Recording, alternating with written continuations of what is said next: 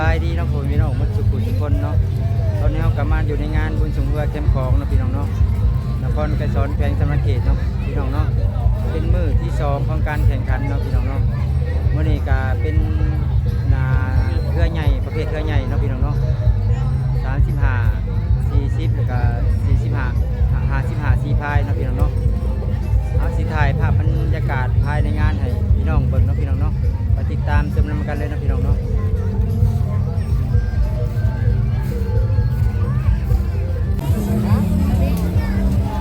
น้ำเย็นน้ำยังไปซื้อยุ่งลงซื้อยุ่งเราพาไปซื้อ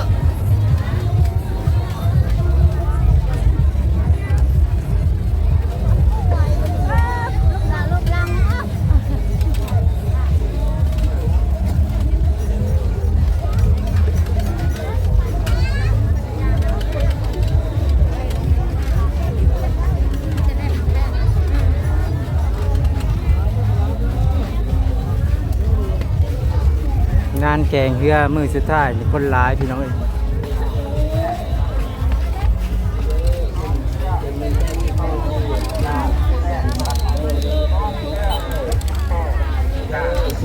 คนนึงก็สิบพันกีบสิ้นไฟแสนสาวแล้วเด้อสิ้นไหมคนนึง90,000กีบสิ้นไฟแสนสาวแล้วเด้อสิ้นไหมคนนึงตอนนี้ก็กำลังสีเกียมตีสร้างน้ำนองเนาะพี่น้องเนาะตอนนี้กำลังสิการขึ้นมานี่นะประเภทเรือใหญ่พี่น้อง55 4พาย30 4พายแล้วก็40 4พายเนาะพี่น้องเนาะมาใกล้แก้วจอดหาก่อน2 4 6 8 10 12 14 16 18 20 22 24 26 28เฮ้ยเจ้าได้35คนขึ้นไปเด้อ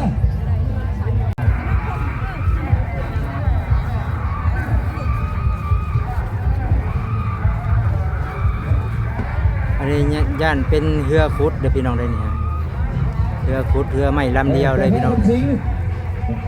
ชาวไร่พรสวรรค์มาเลยเนาะชาวไร่พรสวรรค์มาจากบ้านกระดานเนาะอันนี้ก็เรือประเพณีเนาะพี่น้องเนาะ4พายแม่บ้านพี่น้องมีแต่ไม่ยิงพี่น้อง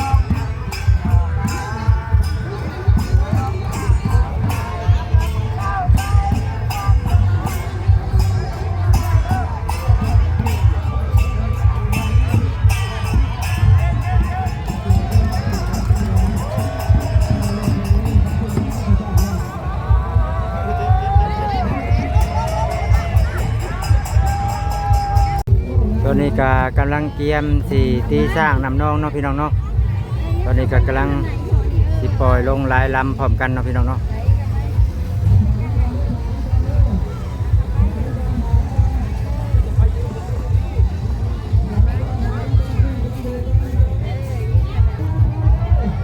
ตอนนี้ก็ได้พายลงเลยเนาะพี่น้องเนาะตีสร้างน้ำนองเปิดหน้าน้ำเนาะพี่น้องเนาะ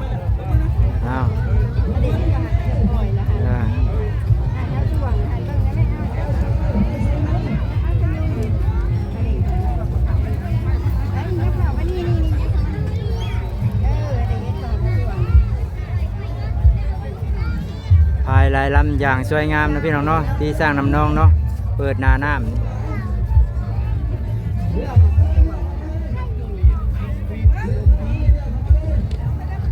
ไปก่อนไปล้างกับหูแล้วเลยข้าวปล่อยเนี่ย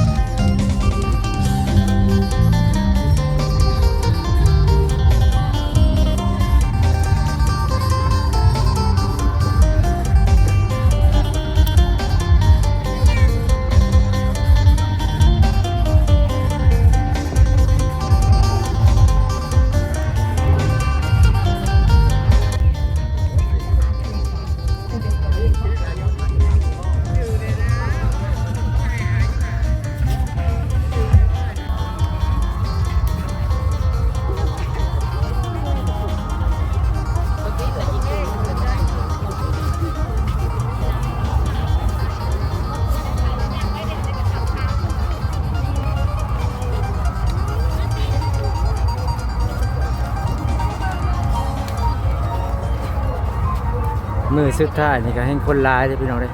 มือนี้เป็นมือที่สองมือสุดท้ายของงานแข่งขันเรือใหญ่เนาะพี่น้องเนาะตามไซส์คลองนี่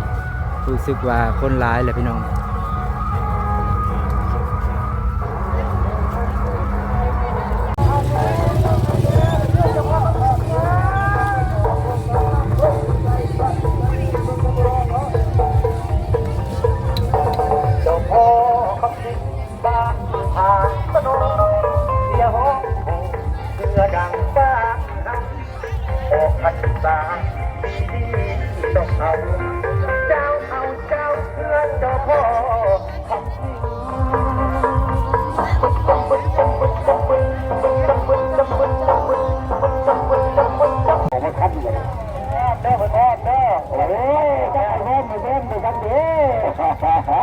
ให้เปิดซึ่งจะให้มันเป็นใหญ่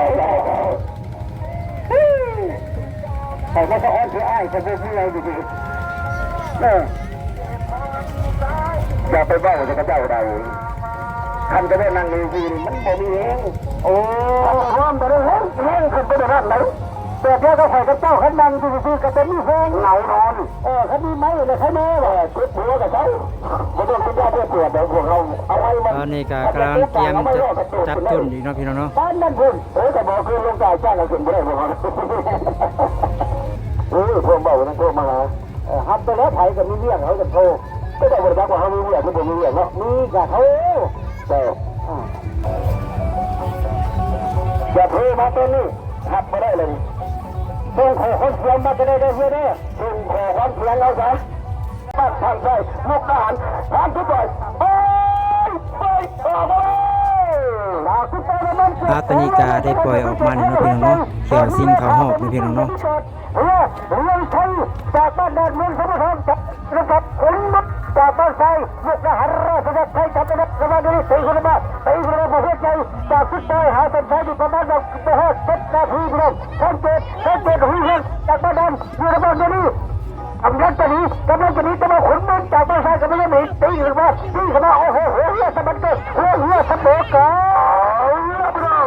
นใจพี่น้องครับประดานอยู่ทางบ้านทางใดจะมี เอาสัตว์พี่น้องสัตว์อยู่ทางพังในสัตว์พี่น้อง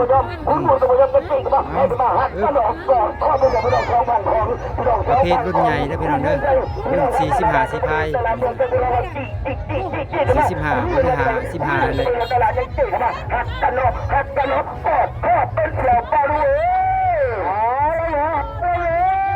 ตายไปได้ชีวิตยังเป็นพ่อเราจะรีบที่ใส่จากบันไดไม่รู้นะคนนึงจากบันไดก็ไม่ยอมหลุดตีนะที่โมโหจนสมันเกิดนั่นสมันเกิดได้ยังแบบนี้ฮะได้ยังมีคนนึงจากบันไดอยู่ในบ้านไปที่ไหนที่ขนาดโอ้โหเรื่องบันไดอยู่เรื่องขนาดเราจะยังสมันเกิดยังสมองกันคุณมาจากไหนตกลงไปหุ่นใส่ตีนะหุ่นใส่ตีนะหุ่นใส่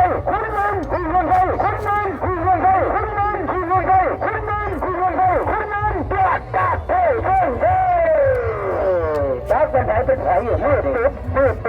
จะให้เสมอกันไม่มีแน่ตอนนี้สมันเกอร์ตอนนี้เสมอนี่นั่นสมันเกอร์ว่าคุณยืนยันมาดีๆมาวันนี้คุณเล่นใส่จี้ขึ้นมาเบิ่งตามใจตาขอยว่าแม่เพราะว่าคนเงินมันติดน้ำบุญว่าอยู่ให้กันแม่บอกมันน้ำเวิร์นเฮนเจ้าแล้วเราใช้บ้านดันกับขนเงินจากบ้านชายขนต้นไปผันเผาใช้กันเลยไปเฮียรับใจที่เราหันเรื่องใช้ที่เองข่าวที่สายไปเฮียคุณนนบ้านชายลูกทหารเข้าเส้นชัยที่สองขอขอใจยังไม่ต้อนรับนั่งอีกตัวนึงกันแล้วกันที่เราได้รอน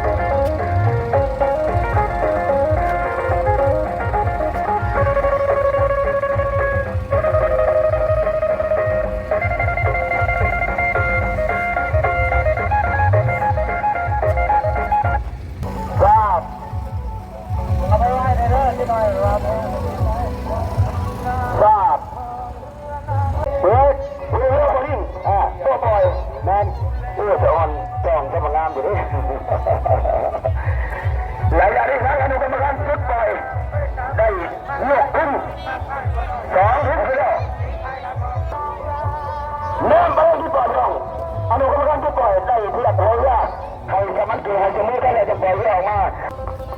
เอาละเนมมาได้แล้วกรรมการหลายตัวเนมแล้วยังจะปล่อยเพราะว่ายังจะพร้อมเรื่องการของสลัมมาทันพร้อมเรื่องทันปล่อยเรื่องทันจะดีเรื่องนี้กันยังปล่อยหาดูกรรมการยังอยู่ขึ้นคือเดิมเรื่องทางขวาหรือว่าเรื่องอยู่ทางฝั่งเขาดินับลงอีกนิดนึงตาจะทำมันดีนับลงมาโอเคทางที่เฮ้ยหาบริโภคบ่อยที่ว่ายังไม่ได้เป็นอะไรที่บอกมาจะเดือดอยากนี่มันเพื่อมันเป็นนิดนึงเลยอยากไปเพื่ออะไรระวังคุณผู้ชมยังตู้กี่สีกันอยู่ยังไปดีไปไม่ได้ยังหักแข้งกันอยู่หักกันหรอกข้ออะไรมาลูกอะไรมานี่นั่นคือก็คอยคนที่เห็นที่ทั้งตลอดผมวัดใจเช็ดพื้นไม่ดีเห็นกันแล้วเฮ้ยออกมาเลยแล้ววันนั้นจะใช้จากบ้านกำลังมันเป็นแผนกำลังจับได้อยู่ทางเทพพรพันมาจากบ้านนักเพชรเมืองทหารราชเดชได้ทางหัวมันนี่ถือว่าสองประเทศได้ส่งเลือกเข้าร่วมกันทะเลสองประเทศถึงจะพวกไทยเราเอาละเอาไปเลยนั้นจะใช้จากกำลังมันเป็นของทุกอย่างในสัมบัติจากแค่นั้นนะเดี๋ยวนี้ก็ได้ส่งของเขาเดือดมันนี่มาพบกับแผนเทพพรจากกระเพาะเมืองทหารดาวไทยได้จะดีดาวไทยเลยแต่เราจะนี่นั่นจะใช้ไม่ได้นั่นก็เดินไม่ได้ไม่ได้ทำทายกันนี้มาเลยนี่เดี๋ยวเรานั่นไปฟังนะครับเทพพรการไปยังมันนี่ที่กันได้เรื่อยที่อะไรที่ขนาดได้เขาเรียบได้เขาเรียบพี่น้องนั้นไปนั่นเลยพี่น้องทางน้องลุงน้องหัวคนขบวนความด่าจะหนีออกมาเดี๋ยววันผมความรอได้รถได้หลายยังจี้เข้ามาแข่งขึ้นมานั่นคือนั่นตาใช่นั่นเลยพี่น้องทางมันลงหนีแล้วออกมาได้ของเพื่อนจี้เข้ามาแข่งขึ้นมานั่นตาใช่นั่นเลยว่าจะได้จี้นั่นตาใช่นั่นจะได้เป็นเขาจะใช้ได้โอ้เป็นโยนแทงบาดนี้แล้วกันเข้าคนไทยทั้งสองลำแรงได้เดียวสองแมนนะขอยังคิดได้เลยแค่จะไม่ให้ต้นนะเดี๋ยวพิษถ้าต้องไม่ขอยังบอกก็ได้เจ้าขุนราชวังบ้านตะโพไปเชียร์สีแดงเจ้าอยู่ทางฝั่งสาวน้อยคนของบ้านตะนั้นไปเชียร์สีแดงอยู่ทางฝั่งกันเลยคือมาหัวเรือยังสมบูรณ์ยังเสมอกับเอาละคุณมาลุ้นอยู่ทั้งท่านคุณลาดเมืองบนพี่น้องมาประเทศอยู่บ้านฝั่งท่าป่าจะนี้เดี๋ยวว่าหนีบ่ได้สาวหน่อยเพราะมันก็บ่อยหนีบ่ได้พี่น้องทั้งเมืองจะพอดแบ่งกระดานเท่ากับมันหล่นตลาดจะจี้เข้ามาแทงขึ้นมาหักกระดองก่อนข้อเป็นเจ้าหักกระดองก่อนข้อเป็นพี่น้องเข้ามาแทงขึ้นมาคุณลาดเมืองวังพี่น้องมาทำให้ว่าจะไหนหนีได้บอกหนีบ่ได้เสือที่แดงหนีบ่ได้เสือสีเหลืองจับมาสีเหลืองบ่ได้พี่น้องสีเหลืองบ่ได้พี่น้องสาวบ้านคนสวรรค์จี้เข้ามาแทงขึ้นมาจี้ขึ้นมา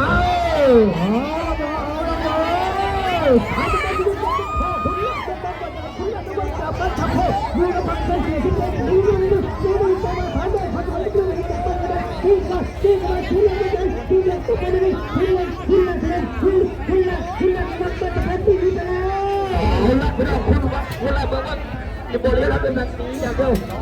ยวสาวน้อยมาจะไหนสาวน้อยคนมาจะไหนจี้เข้ามาตีแย่งขึ้นมานั่นก็คือคุณลาดโซ่ไม่ต้องทำเพลงสาวน้อ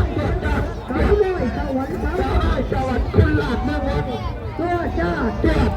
เข้าเส้นใจทั้งสองหลับเต็มเป็นไฟเป็นสวยเหลือบแมบเอาละลุงว่าช่องเด่นช่องลำระวังคุณหลักระวังบ้านตะโพกับสาวน้อยคนสวรรค์จากบ้านกระดานไทยที่เป็นสอนคุณหลักระวังจากบ้านตะโพเมืองเทพทองจากแดนนักศิลปะใส่เสื้อสีแดงพบกับสาวน้อยคนสวรรค์บ้านกระดานเมืองตะโพใส่เสื้อสีเหลืองผลการแข่งขันกระดานนี้ได้แก่เขาจะใช้สีแดงได้แก่เพื่อคุณยาเมืองเจ้าเอาอันดับที่สองได้แก่เรือสาวน้อยบ้านสวรรค์พี่น้องรักบ้านกระดานเมืองตำพอดโอเค ทำได้เฮ็ดอาดีขึ้นลูกเป็นมันนี่เลยนี่คือการใช้โซ่โอ้ก็ทำ ตอนนี้ก็ปล่อยออกมาอีกแล้วเนาะพี่น้องเนาะ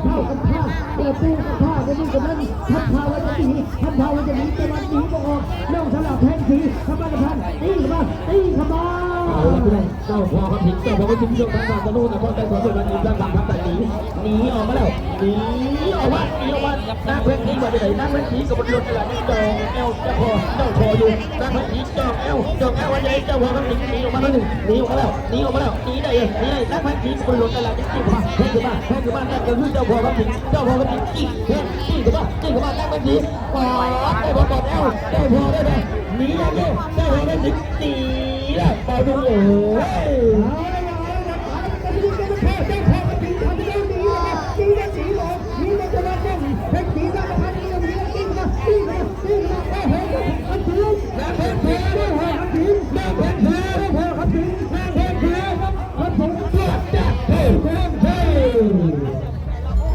เขาเซ็นใส่เป็นทีมห้อยเนาะพี่น้องเนาะ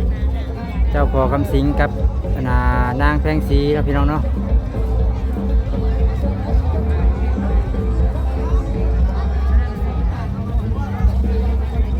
สนุกเพื่อนบ้านนักเล่นสีพี่น้องบ้านนาพานผลการแข่งขัน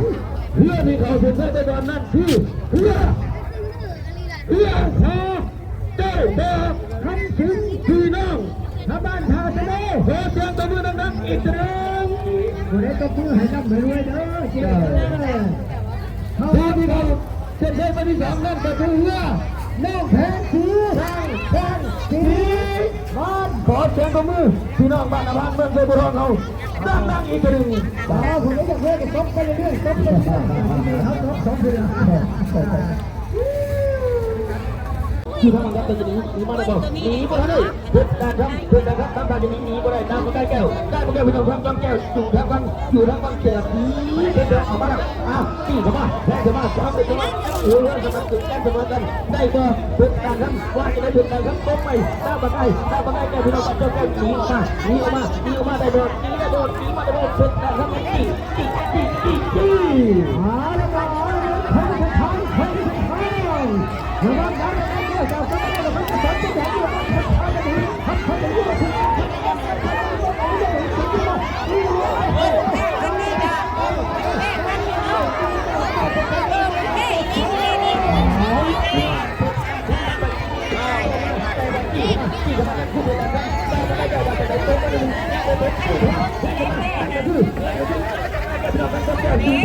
หนีออกมาได้หรอหนีได้โดนตีไปโดนตีไปตีเข้ามาเป็นการเงินดาวสกายแก้วเป็นการเงินดาวสกายแก้วเป็นการเงินดาวสกายแก้วเฮ้ย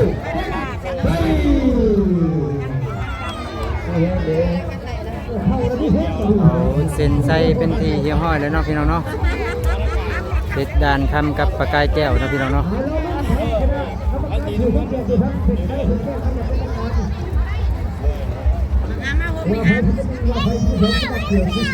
ด้านนักพี่น้องบ้านผาดานเมืองไซเฮิร์พบกับดาวประกายแก้วพี่น้องบ้านจอมเจ้านครปฐมเรือที่เขาเป็นได้ไม่เป็นได้แก่เรือดาวได้แก้วบ้านจอมแก้วนะคอนกันชนเขาเป็นได้ไม่เป็นขอเสียงปรบมือดาวเขาได้ไม่สอนแต่เรือเฮ็ดดานคำบ้านหาดานบ้านใจบุญคือว่าส่งเพื่อนทางเรือส่งถึงเขาแล้วแก้วมีไซก็แก้วผ้ามีไซเผื่อที่สิบแก้วผ้ามีไซอยู่ทับทางที่เราทับทางจะหนีออกมาแต่นี้มาเลยสาวสวยจริงเต้านี่คือห้านป้าหมดขายหม่ำตีกันมาแทงกันมาตีขู่กันมาเนี่ยหนีไปเลยเผื่อที่สิบ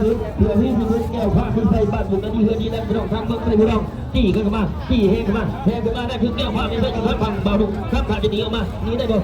สาวสวยจริงเต้าห้านป้าหมดไปฝั่งที่จะดุกันนั่นตีกันมาเอาละนับสมองจ้องกันชนเป็นชนแล้วก็เป็นไงวะ หนึ่งมาพัดสองระหว่างแก้วฟ้าที่ไทยแก้วฟ้าที่ไทยสัมประมาณจากบ้านนักโทษหาคนที่ได้อันดับหนึ่งจากบ้านคุณดีว่าจะได้ช่วยกันเรื่อยกันได้ที่บอกก็คุณคุณนะครับสาวสวยบ้านฟ้าบอลขายแบบอย่าได้ขึ้นคุณมาตีขึ้นมาตามไฟไปอย่างนี้ตามไฟจะเขาจะแก้ไว้ต้องไม่ไปหัวขึ้นยันสมัครเลยยันสมัครแต่ว่าที่เราอยู่ต้องบังคับแต่จะหนีเดือดสีแดงพัดผ่านจะหนีออกมาหนีออกมาแต่ว่าเป็นไฟบ้านผมจะดีเฮือดีแล้วไม่ต้องพักใครไม่ต้องหนีออกมาแล้วหนีออกมาสาวสวยจริงแล้วแบบเรื่องเรื่องตลาดจริงๆมาแพ้กันมานักจุดแก้วว่าไม่ใช่แก้วเรื่องบ้านคุณนาที่หนีแล้วออกมาแล้วสาวสวยจริงแล้วสาวสวยจริงแล้วแก้วว่าไม่ใช่สาวสวยจริงแล้วแก้วว่าไม่ใช่สาวสวยจริงแล้วแก้วว่าใช่สาวสวยจริงแล้วจัดเข้าใช่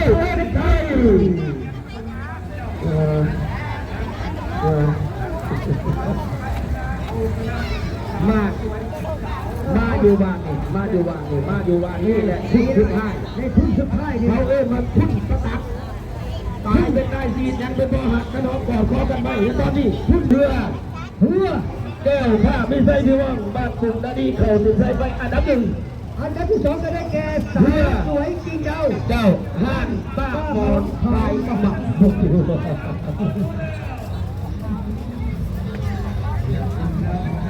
เพราะว่าบ้านพอดเจริญนี่ก็ยังมีแห้งพี่น้องบ้านแก่กอกเมืองแต่พอน้องจี้กันมาแห้งท่านขึ้นมาเบาด้วยเอากระทะลงไปหน่อยถ้าทางจังหวะมาฮอดใกล้ๆฮอดต้องคนขึ้นจะนี่เขาว่าสำหรับระวังน้องหลานทองจากบ้านหัวหาดมาซื้อทองอยู่พังสังเกตยังไงเป็นเหี้ยนี่เหี้ยดังจากพี่น้องทำมาได้ตลอดครับวันพอเจริญจากกันกอกคู่เส้นกอกธรรมดาเส้นมันมาเป็นไปในงานพุทธพอเข้าสนามที่นี่มักข้อกันในสนามใหญ่ทั้งทาวันใหญ่ที่พุ่งว่าจะได้ตึ้งหรือสองจะเป็นของคนเล็กรอลุ้นพี่น้องรอลุ้นจะได้สองในคนละหัวเลื่อยตั้งสมัครตัวยังเสมอก่อนพี่น้องรักเราท้องทางการจะหนีออกมาได้หนึ่งแต่ว่าพอบ้านพอเจริญกับบริลงกันแล้วพี่น้องครับมันจะวนมันจะก่อเขาตีกันมาแทงกันมาวัดพอเจริญบ้านจะก่อตีกันมาอยู่ทางฝั่งว่าจะอยู่ทางฝั่งนั่งเราท้องหนีออกมาแล้วหนีได้เลยหนีออกมาแล้วตีออกมาแล้วคือนั่งเราท้องตีออกมาแย่มาว่าจะไหนตีกันมาแทงขึ้นมาเอาเลยตายเหลาทองมันจะไหนคอยจะไทยไปจะดึงได้กันไปจะมาจับเหลาทองวัดเทพเจริญตั้งแบบเข้าเป็นเดิม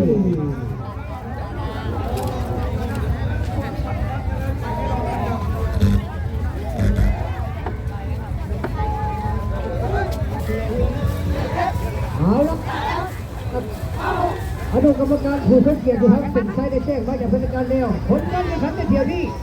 น้ำเหลาทองจากบ้านพวกหาดวัดวงและเข่าเส้นชัยก่อนเจ้าอันดับที่สองได้แก่เรือวัดพอเจริญจากแก้กอกเข่าเส้นชัยที่สองเจ้า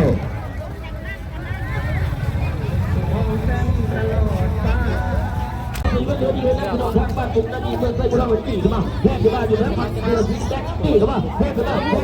เอาอันนี้ว่าตอนจะไหนนี้นะบ่พุ่งมือมายัดกระไรตีเข้ามาแจ็คขึ้นมาตีกันขึ้นมาเห็นแล้วเฮ้แล้วถ้าจะมีสังเกตสาวเสียงจากบ้านนี้มันจะพบอยู่ในวันนี้ตอนนี้ก็จะหนีจะเล่นจะคุณตามหาไม่ไหนตีคุณมาเดี๋ยวนี้ยังจะดูดีในดูนั่งในไหนเลยน้ำชาดูดีหนีออกมาพอเจอหนึ่งแต่ว่าคุณบุญจะไม่ได้ลงตลาดตีขึ้นมาแทงขึ้นมาน้ำชาตรงนี้ว่าจะได้หนีได้บอกหนีออกมาได้ดึงน้ำชาไปเลี้ยงคุณบุญน้ำชาไปเลี้ยงคุณบุญน้ำชาไปเลี้ยงคุณบุญน้ำชาไปเลี้ยงคุณบุญเฮ้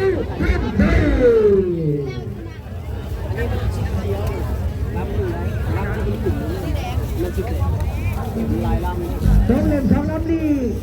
ตั้งด้วยสายหูสตาของประธานเก็บเกียรติของเจ้าโฆษกทั้งสองนี้แต่ไม่ได้หออยู่บน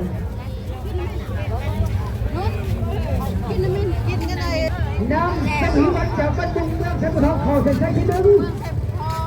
เขาน้ำทอนแก่ขุนมืนตามสายจากมุกทหารราชนาจักรไทยเหนือที่ราชเนี่ยบ้านเราหันที่ในถิ่นหันเกินที่เลยอันพัดลมมันหลายอยู่แล้วอยู่ห้องน้ำเลยเอามาจะ2ระเบิดระยะทางนี่มัน800ที่เราเดินหักไปเลย2ระเบิดยัง600เอาชายตันก็เข้าเพื่อนก็ให้มันลง เห็นแพ้มันผ้าว่าจะไหนยังทำอีกกันนะจะหอบเรือนี่แต่ว่าหุ่นมันไปแค่จากอาจารย์ก็ไม่ยอมมาทำที่กันว่าเดี๋ยวเพื่อนยังถึงเกินยังกระโดดเอาละพี่น้องเอ๋ยแพ้บ้านพี่น้องทางบ้านท่าเดินนครตำบลสุพรรณผมกับปู่เมืองพี่น้องบ้านท่าดานเมืองไซบุรีเมืองไซบุรีว่าในเฮือกแล้วบังคับแต่หนีออกมาหนีได้บ่หนีบ่ทันได้หนีบ่ได้เดือดใส่เฮือกใส่หุ่นใส่ก็ยังจี้กันมาแพ้กันมาหักกระดอกก่อนข้อเป็นพี่น้องหักกระดอกก่อนข้อเป็นเดียวหัวเฮือกยังมันตื่นยังเสมอกันตีให้กันมาแพ้กันมานั่นก็คือเฮือกแพ้เฮือกมันว่าเฮือกตีกันมาตีกันมาตีกันมาหุ่นใส่ว่าจะได้ยินทางวังทางผ่านจะหนีออกมาบ่ได้เพราะว่าเฮือกแพ้แล้วว่าจี้กันมาแพ้ขึ้นมาเอาสิจี้แล้วเจ้าจี้กันแล้วแต่ท้องเลยสักอันเดียวจะนี่ทำพังนะทำก็คือหูกันใจทำพังแพ้กับผ้าทำพังแพ้ทำอีดูนี่ดูว่าจะไหนตีทันหรือเปล่านี่ทันหรือเปล่าจำตัวสั่งอาหารไทยนะทำก็คือแพ้เมืองฟ้าละพี่น้องแพ้มากๆไปบางคนเรียกเราเพื่อนฉันว่าจะได้หูมันใส่ก็ยังจี้เข้ามาแพ้กันมาเพื่อนแพ้มากเพื่อนเมืองใจเพื่อนแพ้มากเพื่อนเมืองใจเพื่อนแพ้มากเพื่อนเมืองใจกาดเข้าเพื่อนใช่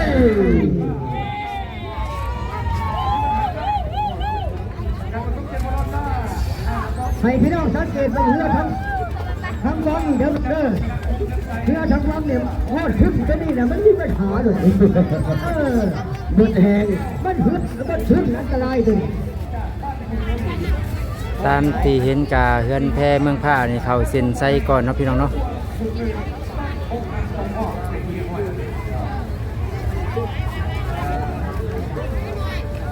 เจ้าการถือว่าผ่านพ้นไปในรอบที่14ระวังเรือแพเมืองผ้าพี่น้องทางบ้านพาเมืองนครปฐมผมไปหันผมกับเรือหุ่นเรือใส่พี่น้องทางบ้านธาดานเรือที่เขาเซ็นไซนั้นไปก่อนได้ก็คือเรือแพเมืองผ้าเขาเซ็นไซเป็นอันดับ1เขาเซ็นไซเป็นอันดับ2ได้ก็คือเรือหุ่นเรือใส่พี่น้องทางบ้านธาดานเมืองไซบุรีผ่านพ้นไปเดือนมี14ยังก็มีไผ่ดีไผ่ยังหักกันยังแพ้กันตีคนละมาตีคนมาเต้าไฟแต่อย่างนี้เต้าไฟจะเข้าเส้นใจว่าไผ่จะเป็น1ว่าไผ่จะเป็น2ออกมาแล้วเอาละพี่น้องวิสุทธนพี่น้องทางบ้านหัวเมืองอยู่ทางพังเสือสีอุ้มทุ่มนำมาตีเข้ามาเทพรพูดว่าจะได้พี่น้องนาภูเมืองมุกดาหารก็ยังบ่ได้หลุดได้หลักยังจี้ขึ้นมาแห้งกันมาหักกันน้องกอดข้อเป็นพี่น้องหักกันน้องกอดข้อพี่น้องหัวเรือยังสมัดเกิดยังเสมอกันจี้กันมาแห้งกันมาวิจุโตนะว่าจะได้จี้กันมาได้บ่แห้งกันมาเทพรพี่น้องทางบ้านมุกดาหารกันจี้กันมาแห้งขึ้นมาเอาละหมอหันตายไปได้ชีวิตยังเป็นพอว่าจะไหนมีสุดโทนาวาหวยกระชีจับเลยนั้นฟังดีได้บ่แต่ว่าเทพทนพงจากนั้นผมก็หันก็ไม่ยังไม่ได้ตีเข้ามาหัวเรือยังสมัดก็หัวเรือยังสับเบอร์ก็พี่น้องเทพพรพูดว่าจะหนีบ่ได้วิจุโตนาวาจี้เข้ามาแห้งกันมาวิจุโตนาวาหนีแล้วมาแล้วหนึ่งวิจุโตหนีออกมาแต่ได้บ่ไปยังจี้เข้ามาจี้เข้ามาเอาไผ่จะเป็น1ไผ่จะเป็น2มีสุดโทหนีตลอดจอดใช้ได้หรือเปล่ามีสุดโท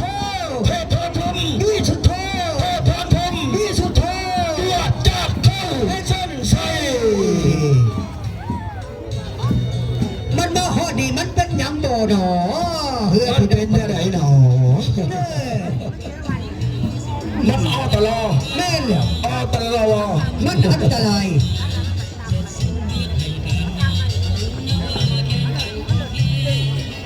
สังเกตเบื้องเรือทั้งฝั่งเด้อเด้อมันเป็นอะไรมาหอดีมันส่งเลยได้ดิลูกที่3ดิแต่ว่าเรือทั้งฝั่งนี่มันอันตรายแต่จุดอันตรายผลการแข่งขันระหว่างวิสุทธนาวาหวยกระชี18สามารถพิชิตเข้าเส้นชัยได้อย่างวุดวิดเข้าเส้นชัยที่2ได้แก่เทพพรประพรจากนโพจังหวัดนหารเจ้าราชนาจักรไทยเข้าที่2โอเคกระชีสอนเด่นมาทุยเฉลี่ยวิงามจะได้รถดีจะเดินงามไปด้านงาม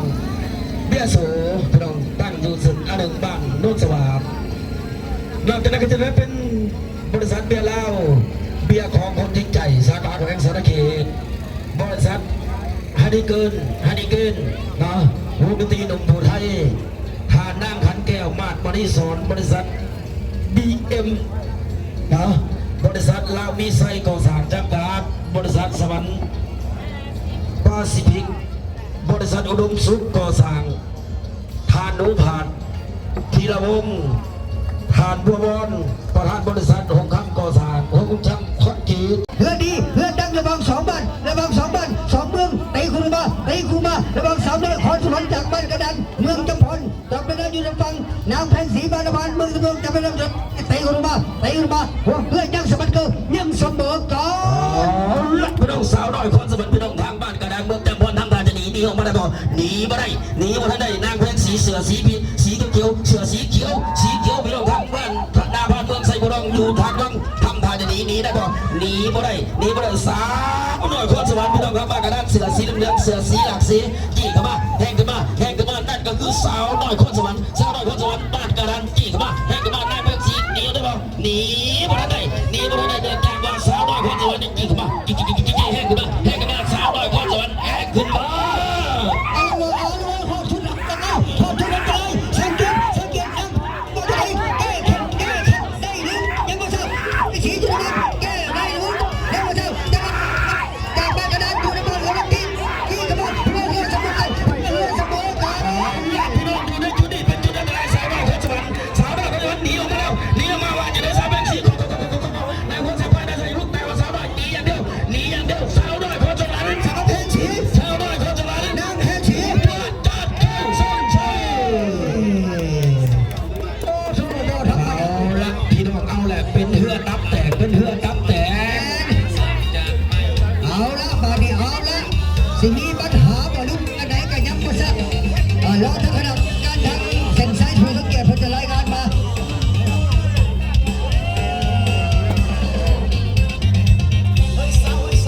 มันสิดุมันสนุกได้ค่อยกับให้สำหรับพวกนี้ผ่านมานี่ทางวังมหอดทุนนั่นมันถึงน้ำหุ่นน้ำเงินมัน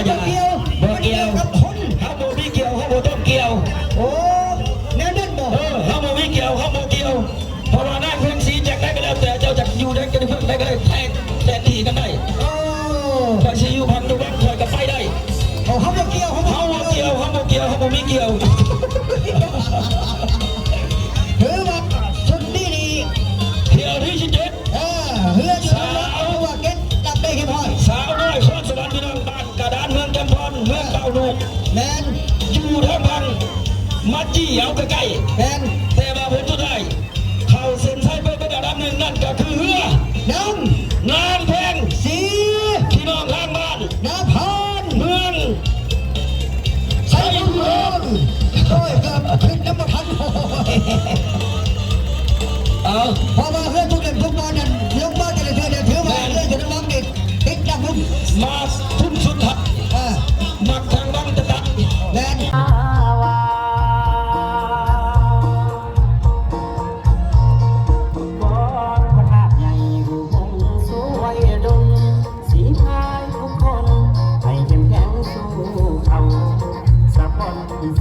อย่าทิ้งตาพวกเรากองเสียบอกตามไปเสียอย่าสั่งที่ข้าจะพอว่ายินไปเนี่ยมา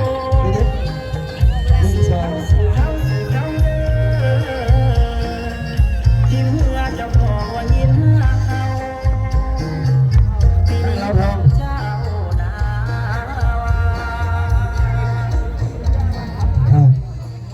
42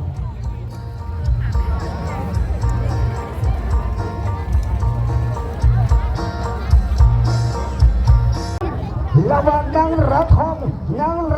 จากบ้านหงขาดเป็นสุพรรณกับเรื่องอยู่ทุกคนขอพระพิเศษจากบ้านกระพร2ไก่ต้อง2บ้าน1เดียงเดี๋ยวนี้มาไขว่กันละมาคูกันละมาประสิทธิ์ประชันกันละมาไผ่สุดท้าย3แล้วมาไผ่ตั้ง4ระวังหลาทองจากบ้านหงขาดพร้อมกับขอพระพิเศษจากบ้านกระพรตีนบ้านไอ้บ้านจากทุกไปเก็บ3แล้วกันจากการบัดโหดเรื่องกันสมัครกันโหดเรื่องกันสมัครกันตายชีวิตกันมาพอโอ้โหไอ้บ้านโหดเรื่องกันสมัครกันยังเสมอกันเอาละพนักงานสาวทองว่าจะได้นางสาวลาวทองจู่ถ้าฟังทำการจะดีออกมาได้ได้บ่พอพระที ยันจี้เข้ามาพอดพระพิเศษยันจี้เข้ามาจี้จะไปก็แล้วแต่นางสาวจีจากพระโมยูน้ำไผ่เลยนั่งเหลาท้องนี่บางวันคนเดียวเราจะสั่งไปจากเที่ยว คู่ชิงที่3เนาะพี่น้องเนาะตอนนี้นะนางลาวทอง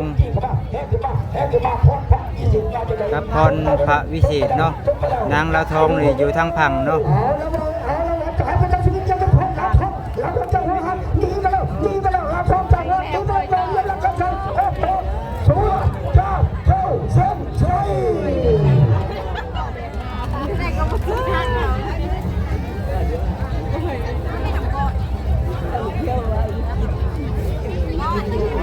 ไม่ใช่ด้านบอก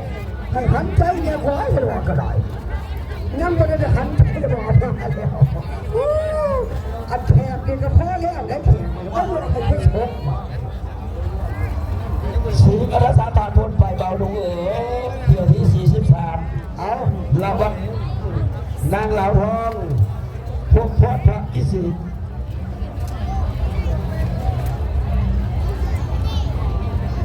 ถือว่า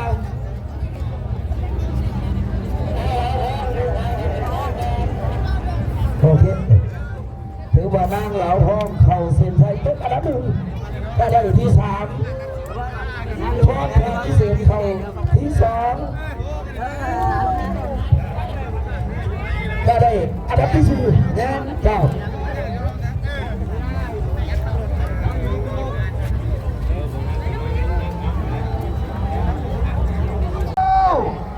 เราเรือเราเราว่ามีสุดโทนาวาเจ้าหวยกาแล็กซี่18จับระดับอยู่ทั้งพังเจ้าแก้วฟ้านิสัยจากบุกกะดีจับระดับอยู่ทั้งพังกะดีที่คุณมาจากทุกปล่อยเกือบ300 เมตรประธานเกียรติเกียรติสินสัจไกจากไหนก็ขอให้ประคองเรือไว้นะพี่ไอเดอร์ว่ามีสุดโทนาวากับแก้วฟ้านิสัยเนี่ยไผ่ที่1ไผ่ที่2ในเที่ยวนี้รอลุ้นบรรดาทันรอลุ้นกะดียังบ่มีไผ่ดีไผ่หัวเพื่อนยังสักเหมือนกันยังสับกันเกิดตีคุณมาจากทุกฝ่ายจะผ่านแล้วมั้ย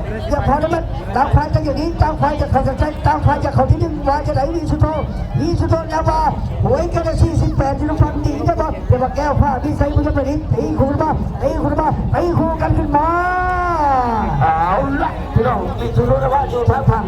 อยู่ทางบัดแก้วผ้าที่ใส่อยู่ทางบัดอยู่ทางวัดน้ำตาจะหนีออกมาแก้วผ้าที่ใส่กลับมาจะหนีออกมาแล้วแต่ว่าวิจุโรยาผ้าเป็นจะไหนถอยแล้วแก้วผ้าที่ใส่อยู่ทางบัดหนีจะเร็วจี้กลับมาแอบกลับมานั่นก็คือวิจุโรยาผ้าว่าจะไหนจี้กลับมาแอบกลับมานั่นก็คือแก้วผ้าที่ใส่จี้ขึ้นมาเอาละเว้ยตายมันจะชีวิตจะมันพ่อแก้วผ้าที่ใส่บุกกะดีอยู่ทางบัดหนีไปเร็วที่ชุดโทยาวาหัวจะได้ชีวิตไอ้กระบอกที่ว่าคนละทีที่ตายมันจะชีวิตจะมันพ่อที่ว่าคนละเรื่องกันแล้วเอาพี่น้องตีจี้ขึ้นมานั่นก็คือชุดโทยาวาแก้วผ้าที่ใส่ชุดโทยาวาแก้วผ้าที่ใส่โชเรียบร้อยเขาแล้วพี่แห้งต่อไม่แห้งแล้ว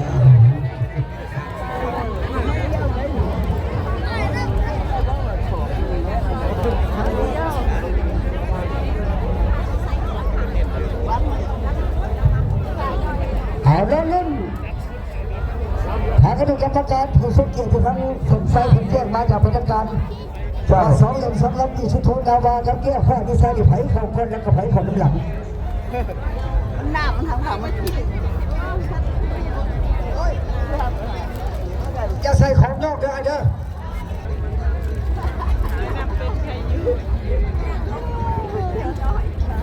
นี่สมมติว่าผมจัดแก้วผ้าไม่ใส่ได้อันดับ3แม่เนื้อแก้วผ้าไม่ใส่ได้อันดับที่4ที่สุโธนาวาอันนี้เนื้อใหญ่จริง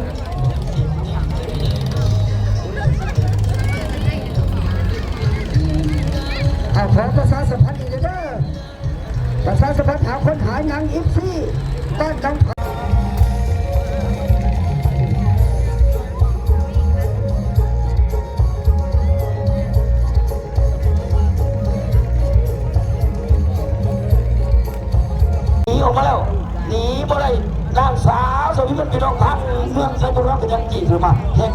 หัดกระดองก่อนข้อเป็นเสี่ยวหัดกระดองก่อนข้อเป็นพี่น้องนางสาวกับเจ้าพ่อว่าจะได้อนุเอาแล้ววะเอาแล้วเว้ยนาทีระทึกใจนาทีของคอยของดิวแล้วมาฮอตประชันกันแล้วเจ๊เก้จับใจด้านอยู่น้ำมันพบกับสาวสวีวันจับใจด้านอยู่น้ำมันก็ที่เจ๊คู่กันนะจากทุกวันกับ3แล้วกันว่าไผ่กันไผ่ว่าไผ่ที่1ว่าไผ่ที่2โอเคพวกเพื่อนยังสมกันยังสมกันดาวควายกันจะหนีดาวควายอยู่ไปจะวันจะวันไผ่ดีไผ่เจ๊เก้วันจะหนีสาวสวีวันก็ไม่ยอมหนีตีคุณมาพวกเพื่อนยังสมกันพวกเพื่อนยังสมกันสังเกตเจ๊เก้หนีได้ยังเจ๊เก้หนีได้ยังสวีวันเดียวหนีอยู่น้ำมันตีเข้ามาพี่น้องเจ้าพ่อเจ้าบอลเลยลูกบอลเลยล่ะเหลือให้กำลังอีอย่างเดียวสาวสวีวันก็จะเลยสาวสวีวันก็ยังอีเข้ามาเฮ้ยจะมาขึ้นเจ้าพ่อเจ้าทำมันจะอีออกมาแล้วอีไปรับเพื่อเราหนีไปแล้วเจ้าพ่อเจ้าอีอย่างเดียวโมเดลหลังเงินสั่งไปบังโมเดลแล้วสั่งโมถาหอดสาวสวีวันก็จะสาวสวีวันก็ยังอีเข้ามาเฮ้ยจะมาจับตัวจับจุดเอาละสู้พละกำลังมันดูเจ้าพ่อเกแก้วนางสาวสวีวันยาพอเกแก้วนางสาวสวีวันยาพอเกแก้วนางสาวสวีวันเข้าไปแล้วจ้าจุ๊บขอบไปไทยไหลเขาเสียงใส่ ประเภทเรือเจาะเด้อพี่น้องเด้อประเภทเรือใหญ่เรือเจาะเนาะ โอเค เขาเส้นใส่ไปแล้วเนาะพี่น้องเนาะ เจ้าพ่อเกแก้ว เจ้าพอเกล็ดแก้วครับจังเขาเป็นว่าที่นี่เลย ประเภทเรือเจาะระวังเจ้าพ่อเกแก้วเจ้าด้านสาวสวีวัน เจ้าพอเกล็ดแก้วครับนางสาวสวีวันเนาะพี่น้องเนาะเจ้าพอเกล็ดแก้วเขาไปก่อน อันดับที่4บ้านเลยเจ้าหรือว่าเจ้าพ่อเกแก้วได้อันดับที่3ผ่านพ้นไปหอบต่อไปรายงานไปเรื่อยๆหอบต่อไปอันดับต่อไปการจะเที่ยวที่46แก้วไพลินที่เป็นยังเป็นพ่อโคสม2คนตายรับทีมพอเกี่ยวกันโอ้ยต่อยเรือเอาไปแล้วตั้งรถถึงระเบิดดูเราเอาแล้วเว้ยสิงห์ชนะเลิศประเภทเรือใหญ่ระวังแก้วไพลินจับได้ดังอยู่ทั้งฝั่งคู่กับแก้วฟ้าดีไซน์เจ้าของเส้นมาได้บาทอยู่ทางบ้านหัวขาดจับได้ดังอยู่วันเดียวนี้สังเกตเป็นในทุนที่2นี่ถือว่าเป็นชุดอันตรายเป็นทุนอันตรายใครจับได้ดังอยู่ทั้งฝั่งเนี่ยต้องตกใจแต่ว่าแก้วฟ้าดีไซน์เนี่ยหายห่วงพอมีปัญหา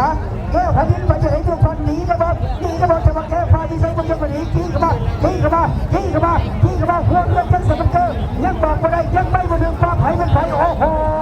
ที่เข้ามาแก้วฟ้าดีไซน์ว่าจะไหนแก้วฟ้าดีไซน์อยู่บ้านดีกำลังจะทำทางว่าจะไปแต่ว่าแก้วไพลินอยู่บ้านดีทำทางว่าจะหนีที่เข้ามาเรื่อยๆที่เข้ามาจะให้ดีหันเอาละพี่น้องแก้วฟ้าดีไซน์แก้วไพลินอยู่ทั้งวันทำทางจะคอยลงแก้วไพลินอยู่ทางฝั่งหนีออกมาหนีวันโมเดลหลังเกิดสัญญาณแก้วไพลินไปแล้วแก้วไพลินไปแล้วว่าจะได้แก้วฟ้าดีไซน์จะถอยลงแก้วไพลินจี้เข้าเยียบพาเยียบแก้วให้เป็นแก้วกับแก้วได้ไหมแก้วฟ้าดีไซน์แก้วฟ้าดีไซน์จ้า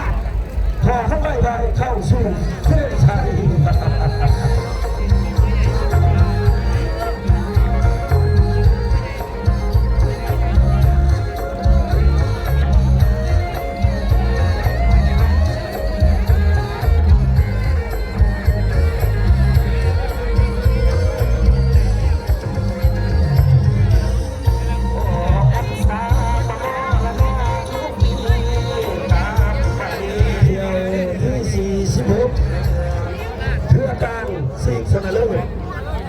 รับวางเรือ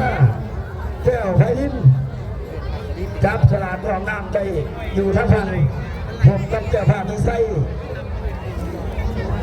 เรือที่เก่าเส้นใส่ก่อนนั่นก็คือเรือ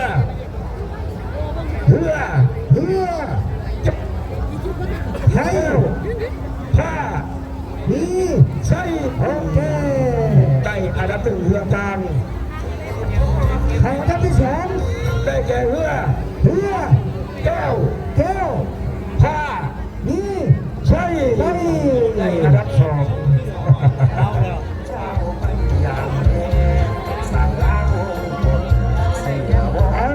เที่ยวต่อไป เที่ยวที่10บอลเพื่อได้เงินต้องรับออกจากชุดปล่อยแล้วจะไอ้เบาหนุ่ม ครับตอนนี้ก็ได้ปล่อยเรือใหญ่ออกมาแล้วเนาะพี่น้องเนาะรุ่น55สีพายเนาะรุ่นเรือติดเนาะพี่น้องเนาะก็ซิงชนะเลิศเด้อพี่น้องเด้อที่1กับที่2เนาะเอาไปลุ้นนำกันเนาะพี่น้องเนาะว่าใครสิได้ที่1เนาะพี่น้อง ระวังเพลงมึงฟ้าอยากพาเมื่อจะคนจะสอนไปหันจับระดับยุทธภงสังเกตนั้นจะใช้นอกจากน้องลงเหมือนเสือไฟแขวนกำเนิดจับระดับยุทธภงจะได้ตีคุณมาจากขึ้นไปเกือบ3ระดับประดาเกือบเกียรตินั้นจะใช้น้องลงว่าจะได้1หรือเปล่า2หรือเปล่าก็ไม่ทราบเพลงมึงฟ้าจากทางเมื่อจะคนจะสอนจะพาว่าจะได้จับระดับยุทธภงจะได้ตีคุณมาไอ้คุณมาหัวเพื่อยังสมัครเกอร์หัวเพื่อยังเสมอกัน เอาละพี่น้องเอ๋ยพี่น้องเอ๋ยพี่น้องเอ๋ยอยู่ท่าบังครับเราจะหนีออกมา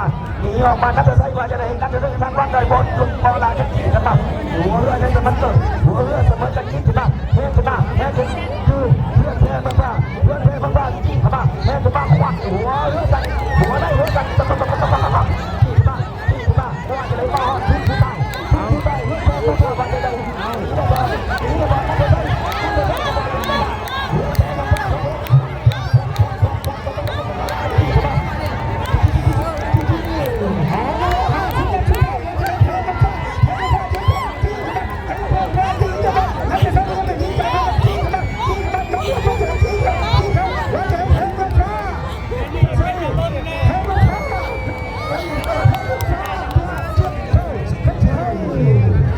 จากไผเป็นไผพี่น้องเขาเส้นชัยนี่สูสีพี่น้อง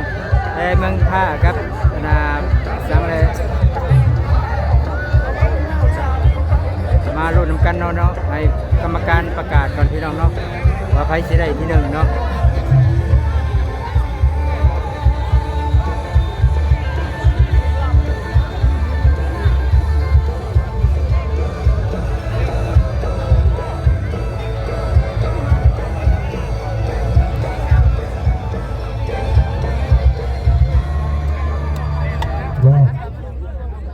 เที่ยวที่47เข้าที่เรียบร้อย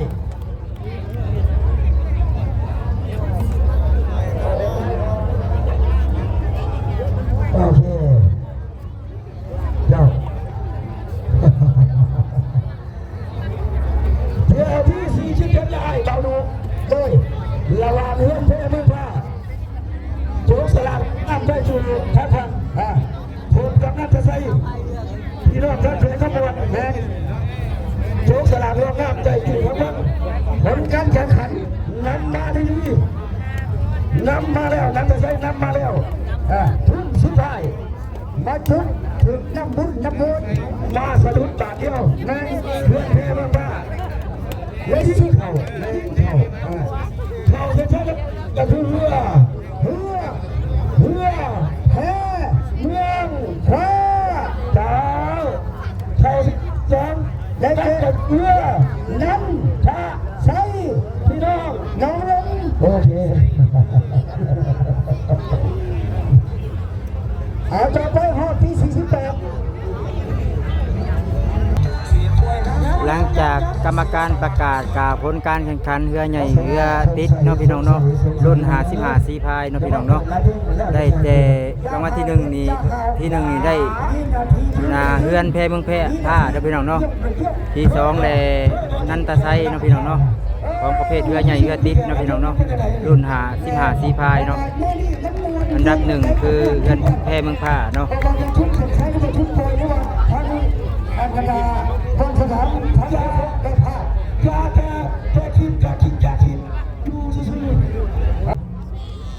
เอาบัดนี้มาลุ้นนำกันเนาะพี่น้องเนาะออบซิงชนะเลิศเดี่ยวสุดท้ายเนาะพี่น้องเนาะรุ่นประเภทเรือพุทธเรือเจาะเนาะพี่น้องเนาะรุ่นใหญ่มาลุ้นนำกันเนาะว่าใครสิได้ที่1เนาะพี่น้องเนาะ เอานั่งเฮียนั่งมาต้องทางฟังคนสุดโตอยากเฮีย ตอนนี้ก็กำลังจับทุนอยู่พี่น้อง นี่อ่อนเบียดมาบ้างเพื่อนำแม่นแล้วโถยไปแต่มาเบียดแม่นพร้อมทางกระดูกกรรมการว่าเพื่อลองน้ำสีฟ้าลงมาอีกนิดนึงลองน้ำสีฟ้านี่ขึ้นไปลองน้ำสีฟ้ายับลงมาหน่อยนึงเทียมมาทุกคนมา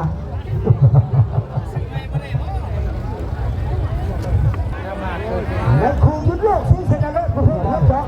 บ่ได้คุณลากออกมาก่อนบ่ได้อย่าขี้รักกันคุณลากลงมาก่อนยังบ่ได้อย่าบ่ต้องขี้รักกัน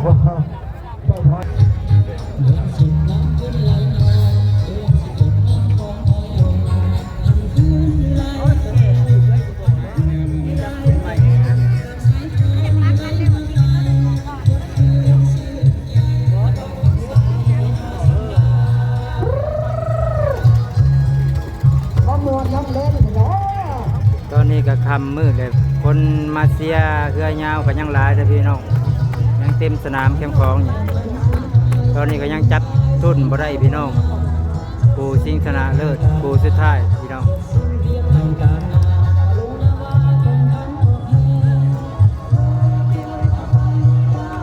มาจากบ้านครับผมเมืองชลบุรีจับระยะอยู่ในท้องผมกับเจ้าพ่อคำสิงพี่น้องทางบ้านลาสะดุทางบ้านพี่น้องทางบ้านครับพ่อจับระยะอยู่ในท้องนั่นก็คือขุนราชเมืองบังเจ้าได้มาพบกับเจ้าพ่อคำสิงจากบ้านพาสโนนครไกรสอน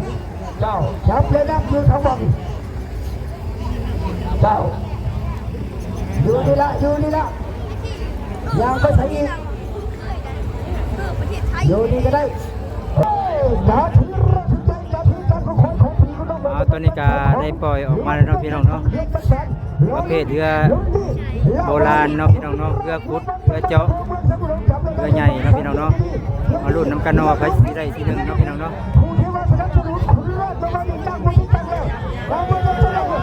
ระหว่างเจ้าพ่อคำสิงกับบุญราชเมืองวังเนาะพี่น้องเนาะตอนนี้ก็ได้ปล่อยออกมาแล้วเนาะพี่น้องเนาะใครสิไปใครเป็นใครกับมันรุ่นกันเนาะพี่น้องเนาะตอนนี้ก็จนค่ำมืดแล้วพี่น้องเดี๋ยวสุดท้ายเลยเนี่ย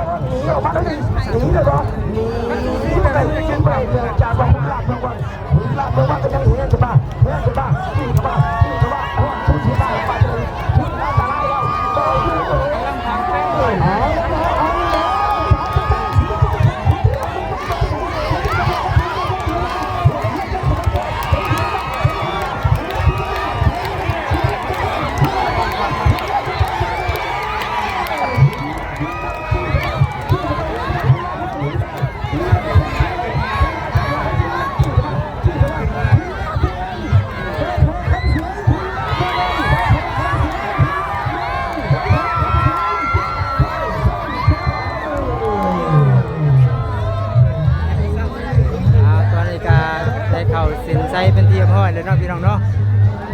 จับไปเป็นไผเลยทั้งระหว่างเจ้าพ่อกำสิงกับบุญราชเมืองวังเนาะพี่น้องเนาะตอนนี้ก็ทั้งผลการแข่งขันเนาะพี่น้องเนาะทั้งคณะกรรมการประกาศเนาะพี่น้องเนาะ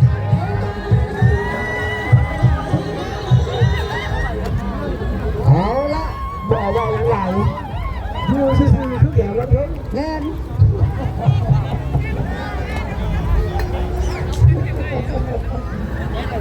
เดี๋ยวนี่เพื่อนเดี๋ยวยุดโลกพี่น้องเอ๋ยระวังลูกระวังขุนราชเมืองวัง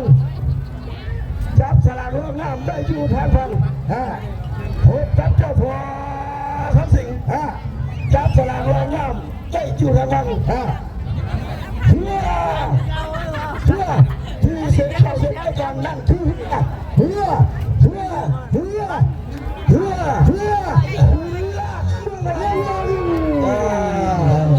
ฮียดูเพชรมาจากไหนคนลาดเมืองวังจากข้าพ่อเขาที่หนึ่งเด็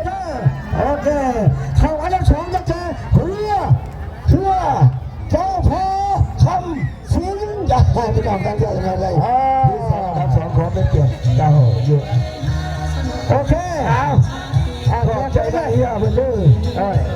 ผู้ประทำทางด้านนั้นเพื่อนลุงจะสิขอทางกันคุราชเมืองวังเด้อวิศิวะถ้าเพื่อพอต้องจ้างไผ เอาสิปิดคลิปมินโทนี่เด้อพี่น้องเด้อขอบใจหลายๆที่ชมคลิปนะพี่น้องเนาะฝากติดตามมินเด้อพี่น้องเด้อเพื่อเป็นกำลังใจให้คลิปต่อๆไปนะพี่น้องเนาะเอาขอบใจหลายๆพี่น้อง สรุปกับไป